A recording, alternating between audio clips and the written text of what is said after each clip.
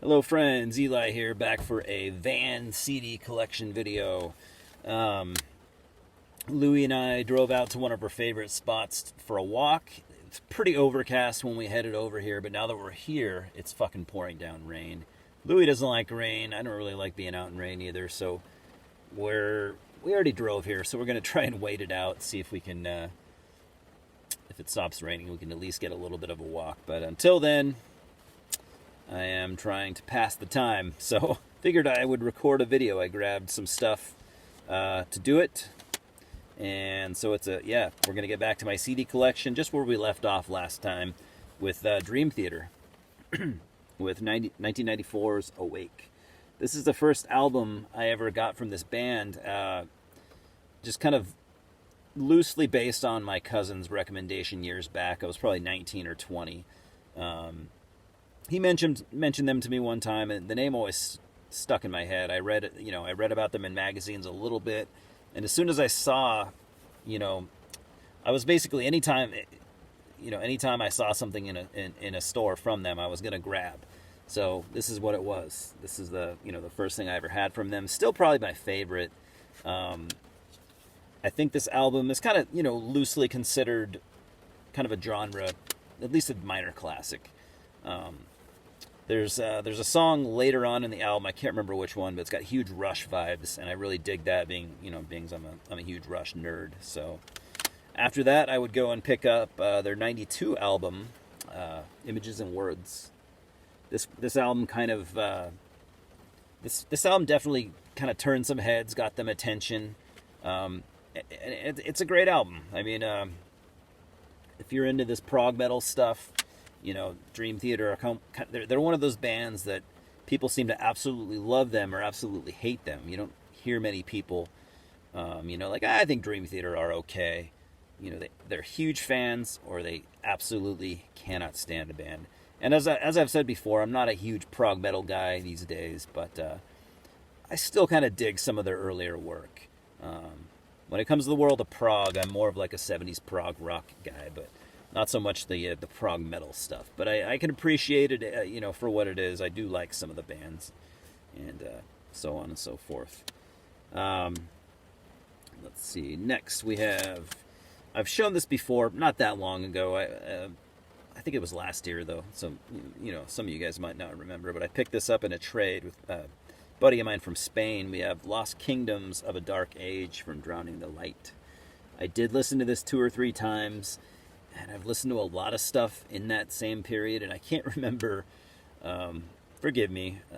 A lot of you guys are probably more knowledgeable on Drowning the Light than I am. I only have a couple of their releases, but I really dig some of this guy's stuff. And I can't remember if this was like a Dungeon Synth EP or not. Correct me if I'm wrong. What do you guys think? Is this Dungeon Synth, or is it black metal with some ambient? Anyone remember? Correct me. I remember it being Dungeon Synth, but I might be getting it mixed up with something else in my sad little head. Not my favorite. Either way, not my favorite Drowning the Light material. That would probably go to Blood of the Ancients, at least from what I own so far. Really liked that one. I got I got huge nozzle vibes from it, and some of you might be tired of hearing me, kind of sing Nozzle's praise, but I love that band. And I was definitely getting some of those vibes from that album. Anyways, I'm talking about an album now I'm not even showing. Let's keep going. We got a couple albums from one of... are they from Russia? Oh, no, Ukraine. One of Ukraine's finest, Druk. For the longest time, I didn't know how to pronounce this band. I still don't know if I'm doing it right. Druk. That's what I've heard people say, and that's what I say. Starting off with one of their older albums. Shit, what year is this from? Earlier 2000s. Recorded in 2003. Okay, that's probably right. Came out on Supernal Music. We have Autumn Aurora. Amazing, amazing album. Top tier atmospheric black metal. And my favorite track would be, it's a pure ambient track, would be the last one, The First Snow. just chilling, wintry, ambient music, naturey, just completely fits the vibe of this entire album.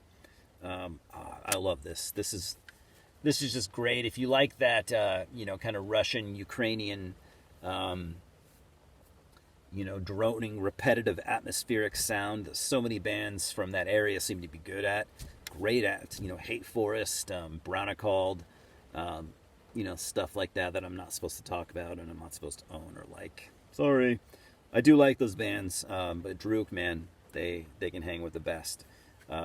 My favorite album from them, definitely that I own, but even from the shit that I've heard, I still prefer this over everything. So that's just me. Then we would have, these might not be in order chronologically, but close enough. Then we have A Furrow Cut Short, at least that is the English translation. This came out on Season of Mist back in 2015. It's an okay album. It's not great. Definitely isn't bad. I mean, for a while there, prior to this release, Druk were kind of dabbling in like what do you call that? Like post-rock? Is that the genre? Post-rock. I think that's what they were doing. But anyway, they were dabbling in some other kinds of music. I heard some of the albums. Now I can't even really remember. I think it was like post-rock. I don't know. I'm being stupid. But anyways, some people liked it. A lot of people didn't. It was a huge departure from their sound, and I mean, a huge departure from what made them so unique and so special, and so fucking good at what they did. And then they started, they almost entirely abandoned that sound, and it was polarizing. Fans seem to love it or hate it, but I feel like most weren't fucking pleased. Most people did not like it, and I'm one of them.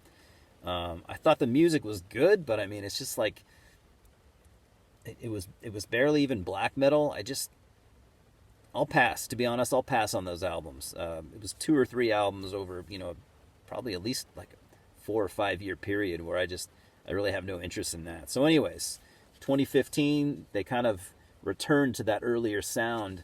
However, something would be kind of missing, like return to form, but it's like they couldn't quite get back to, to the greatness of what they did so early on. A good album, but it's just not, it's just not quite there. There's something missing, and it's kind of painful. It's like you'll get some enjoyment out of this album, but I mean, it'll leave you wanting, not just wanting more, but wanting more of something else. I also have, this is their most recent full length. What is the title in English? It's all Ukrainian, Skrillex or whatever it's called. Cyrillic. I don't know. It's bothering me. I wanted to say what because I used to know what it was in English. Anyway, I think it's all Cyrillic on the inside. But anyways, this is their most recent full length. 2018. I would say this album for me slightly better than A Furrow Cut Short. Slightly better. They're still kind of going for the return to form thing. They're still kind of going for that earlier sound. Maybe they come a little closer to it with this one, but man, they're still kind of missing the mark. Am I right or am I wrong? That's how I felt. However, I mean, I love Druk, and I do want them to keep plugging along. I don't want them to, throw in the towel. All these guys, Roman Senko, he's got a ton of side projects, and maybe that doesn't help. I don't know. I'm not a musician. I'm not a songwriter. But maybe splintering off into too many different projects kind of, maybe distracted him from, writing some great Druk material. I don't know. I really can't say. But I really hope that someday Roman will return with a classic Druk album. I think he's got it in him still. I trust. I got faith in him. And this one right here, this is a compilation. It is called, in English anyways, it's called A Few Lines in Archaic Ukrainian. These are all digipacks, by the way. This one's kind of a little bit nicer. This came out in 2019 on Season of Mist. Material that came out in 2016 and 2017. This is all, these are all tracks from splits they did. Let's see if if it'll tell me.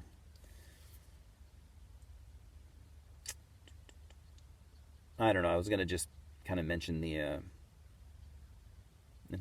mention the bands that they did splits with, but it's not really. I don't know. It's got some cool artwork anyhow. I didn't ever get my hand on any of those splits, so it was cool to get this.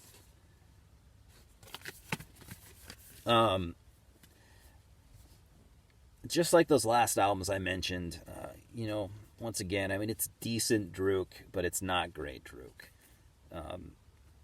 I don't know. If you're a fan, I think all their stuff is more or less worth buying, but I mean, they just have not been able to touch that magic of those first 3 or 4 albums. In my opinion, I hate being overly critical of bands that I like, but I think we can all more or less agree on that. Next, as you know, if you've watched any of my videos lately, and you might be a little bit sick of this side of me, but I've been really like branching out, kind of outside of the black and death metal and even traditional metal at all, and just kind of listening to different sounds, just kind of sampling what else was out there. I've been a fan of Prog for a long time, but and this isn't Prog, but I'm just saying, like, I've been getting deep, much deeper into Prog lately, and I'm having a blast doing it. But I've also been buying some stuff that some non-metal stuff that I might enjoy, and I do like this album. I don't love it, but I do like it. We got Rio from Duran Duran. This is kind of like their big album, I guess you would say, probably the one they're most known for. It's got the Shafur, really good song. That's the song I like, but it's got songs you might know, like Hold Back the Rain, Hungry Like the Wolf, and of course, well, the title track, Rio. Everyone knows that one, but yeah, man, I don't know. If you don't know Duran Duran and you want to know more about them, I'm not your guy. I don't even know what you would call them. I always kind of looked at their music as kind of like, it's definitely pop, but it's a little more skilled than most pop, maybe a little bit more progressive, you might say, but arty stuff, art pop. I don't know. I like it. I like this album. Does anyone think I should go for more Duran Duran, or do they have other good albums, or what do you think? Let me know. Let me know if I'm missing out on anything else. Got a couple more here. We have one of my favorite Hungarian bands, Dusk, with great album. Can't pronounce it. Why would I try? Yeah. This came out on Possession Productions. Let's see, what's the year? I don't remember, but love this band. Great album, great haunting, atmospheric black metal. 2007 it says, by the way. I don't know, something about this band, they just scratch an itch for me when I want to hear this type of black metal. And I'm not going to be great at describing it. Just if you're a fan of cold, atmospheric, haunting black metal, if you're a fan of black metal at all, I think you should look into Dusk. You can pretty much start with any of their albums. I don't know really what would be a better starting point. Personally, I like their later albums, maybe beyond the first or second. They really kind of hit their stride, I think, on third, fourth album, somewhere around there. So really great band, Hungarian band Dusk. If you're going to check out any of these, I'd go for that. I say that just because I think they're a little bit less, not as well known as Druk or Drowning the Light or anything like that.